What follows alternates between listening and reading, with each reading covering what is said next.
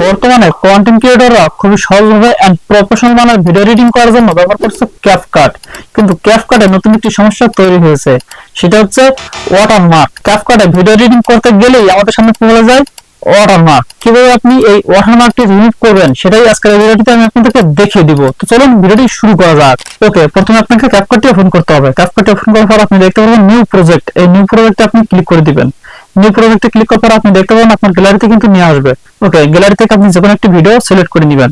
যেকোনো একটি video select করার পর আপনি অ্যাডে ক্লিক করে দিবেন। অ্যাডে ক্লিক করার পরে আপনি এখানে দেখতে পারবেন উপরে কিন্তু আপনার ক্যাপকাটে যে ওয়াটারমার্কটি রয়েছে সেটা কিন্তু দেখা যাচ্ছে। আপনি ওয়াটারমার্কের উপরে ক্লিক করে দিবেন। ওয়াটারমার্কের উপরে ক্লিক করার পরে আপনি এই হিডেনে ক্লিক করবেন।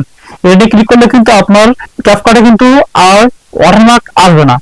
এখন এটা হচ্ছে কিন্তু 7 দিনের জন্য, ঠিক আছে? 7 দিন পরে আপনি কি করবেন সেটা আমি আপনাদেরকে দেখিয়ে দিচ্ছি। ওকে, এখন আপনি এখান থেকে ব্যাগে চলে আসবেন। ব্যাগে আসার পরে আপনি ভিডিওর লাস্টে চলে যাবেন। লাস্টে চলে যাওয়ার পর আপনি নিচে লাস্টে দেখতে পারবেন যে ভিডিও এডিটিং এ কিন্তু ক্যাপকাটের একটি লোগো লাস্টে অ্যাড হয়ে আছে, ঠিক আছে? এটা আপনি এই যে লেয়ারের উপরে ক্লিক করবেন। লেয়ারের উপরে ক্লিক করার পর আপনি ডিলিটে ক্লিক করে দিবেন। ডিলিটে ক্লিক করার পরে যে আপনি দেখতে পাবেন যে লাস্টে যে ভিডিও এডিটিং এর যে আপনার ক্যাপকাটের যে অপশনটি ছিল সেটাও কিন্তু রিমুভ হয়ে গেছে, সেটা কিন্তু ডিলিট হয়ে গেছে। ওকে, 7 দিন পরে যখন আপনার ভিডিওতে আবার ওয়াটারমার্ক চলে আসবে তখন আপনি কি করবেন? আপনি ক্যাপকাটের বাইরে চলে আসবেন। ক্যাপকাটের বাইরে চলে আসার পর আপনি ক্যাপকাটের একটু সোয়াইপ করে ধরে রাখবেন। ক্যাপকাটের উপরে সোয়াইপ করে ধরে রাখার পরে আপনি দেখতে পাবেন এরকম একটি অপশন চলে আসবে আপনার সামনে, অ্যাপ ইনফরমেশন। এখানে আপনি ক্লিক করে দিবেন।